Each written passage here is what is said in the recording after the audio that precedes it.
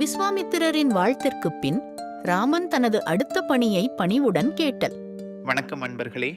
கடந்த பாடலில் விஸ்வாமித்திர மகரிஷி ராமபிரானின் திருவருளையும் அருட்திறத்தையும் எண்ணி எண்ணி வியந்து, இந்த உலகங்களை படைத்து காத்து அழிக்கும் நீ என் வேள்வியை காத்தாயே, இது உலகத்தார் போற்ற எனக்கு கிடைத்த பெரும்பேறு, உனக்கு இது ஒரு பொருட்டோ என்று வானளாவ போற்றி புகழ்ந்தார் அல்லவா?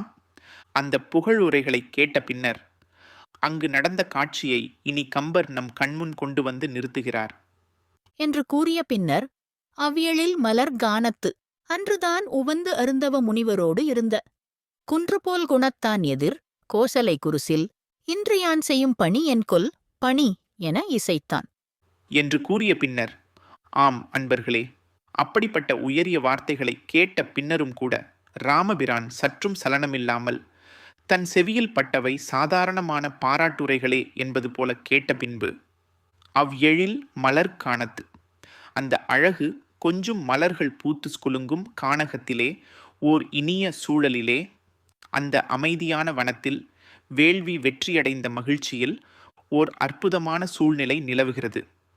அன்றுதான் உவந்து அருந்தவ முனிவரோடு இருந்த விஸ்வாமித்திர பெருமான் அன்று அங்கே தான் மேற்கொண்டு வந்த அருந்தவம் சித்தி பெற்றதால் மனம் உவந்து மகிழ்ந்து தன்னோடு இருந்த மற்ற தவமுனிவர்களோடு அமர்ந்திருந்தார்.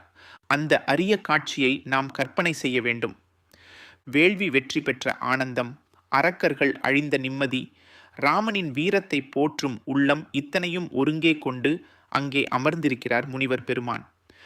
குன்று போல் குணத்தான் எதிர், அப்படிப்பட்ட மலை போல அசைக்க முடியாத உறுதியான குணத்தினை கொண்ட இன்பத் துன்பங்களுக்கு அசையாத அந்த மாமுனிவர் விஸ்வாமித்திரரின் முன்னே யார் நிற்கிறார் தெரியுமா? கோசலை குருசில், ஆம், கோசலை தாயின் தவ புதல்வன், எல்லா உயிர்களுக்கும் இறைவன்.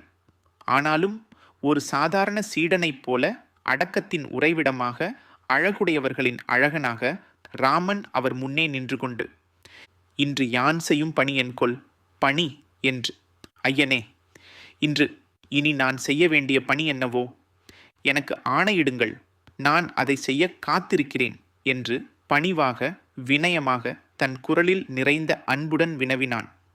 என்ன ஒரு காட்சி!